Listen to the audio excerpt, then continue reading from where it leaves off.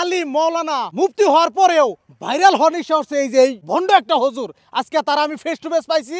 এই মানুষটা কি হিসাবে এই কিছু কিনা মানুষ যে সোশ্যাল মিডিয়ায় খারাপ খারাপ ভিডিও বানায় হে মানুষগুলোর পাশে পাশে নেজ ধরে ঘুরতেছে ভাইরাল হবো, ভাইরাল হইবেন নিগে কি কিছু করতেছে আমাকে এই ইসলাম করে।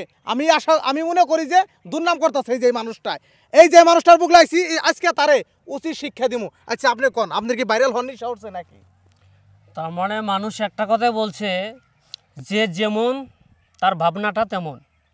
তার মানে শাহজামাল ভাই ভাইরাল হওয়ার জন্যে জীবনে অনেক জদ্দোজেহাদ করেছে। না না, আপনি এই কথা বলতে পারেন না। তার মানে কথাটা হইলো আপনি একজন আলিম মানুষ হইয়া এই যে জঘন্য জঘন্য মানুষের বুকলে আপনি গেলেন, জাগো ভিডিও ফ্যামিলির সাথে বইয়ে দেখা যায় না। আপনি একজন হুজুর মানুষের তাগো বুকলে কে গেলেন? জি জি, আপনি যেমনি আপনি হেমনে ভাবছেন, আপনার কথা কোন আমার কথা কোন কে? ওই কথাটা আমি বলতেছি যে আমি কইতাছি যে আমার মিশনই হলো এটা।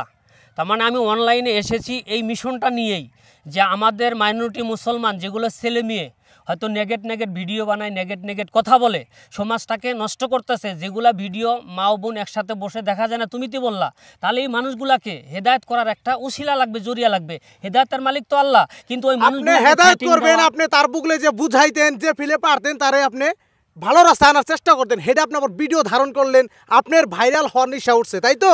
আসল কথা কোন আপনি? জি না আসল কথা কোন? আমি ওটা বলছি। আগে পরে প্রশ্ন করেছে অনেকে, তুমিও প্রশ্ন করেছো, উত্তর দিয়েছি যে ভাইরাল তো ধরো সোশ্যাল মিডিয়ায় এসেছি, আমি আগেই ভাইরাল হয়েছি। আজকে আমেনার সাথে দেখা করে যে ভাইরাল তা না, কিন্তু যারা আমার ফ্রেন্ড ফলোয়ার আছে জানে যে হুজুর আজ প্রায় 12 মাস আগে ভাইরাল। আমেনার সাথে দেখা করলাম ওই দিন।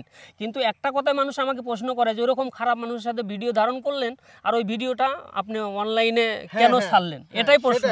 কিন্তু এটা প্রশ্ন একটাই আমি আগে উত্তর দিয়েছি যে আমি যে ওর সাথে দেখা করেছি, ওকে যে আমি হেদায়েতের বাণী দিয়েছি বা নসিহত করেছি, এটা বিশ্ববাসীকে আমার দেখান লাগে যে তোমরাও এরকম একটা খারাপ মানুষ যদি সমাজ আছে তাদের কাছে যাও, তাকে দুটা কথা বুঝাও। আমি মানুষকে ভালো মেসেজ দেওয়ার জন্য কথাটা আমি মানুষকে দেখাইছি। আচ্ছা আপনার এখন ভবিষ্যৎ পরিকল্পনা কি ভাবছেন আরো এই দেশের ভালোর জন্য আপনারা কি করতে পারেন?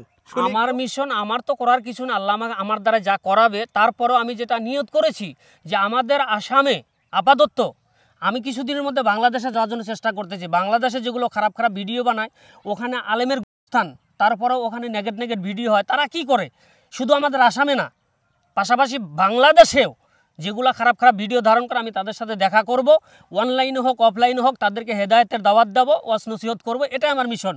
আমাকে মানুষ কত কিছু বলে বলুক, কত খারাপ বলে বলুক, সেটা আমার যায় আসে না। আমার একটাই ধান্দা যে আমি যারা খারাপ ভিডিও বানায় তাদেরকে যাব, দুটা কথা বলবো, সেটা অফলাইনে হতে পারে, অনলাইনে হতে পারে। আপনারা যদি ভাবেন যে হুজুর অনলাইনে প্রচার করেন, আমি অনলাইনে করব, আর যদি বলেন যে হুজুর অফলাইনে প্রচার করেন, আমি অফলাইনেই প্রচার করব, কিন্তু আমার অভিযান চলেই থাকবে। এটাই আমার শেষ সিদ্ধান্ত, এটাই শেষ বক্তব্য।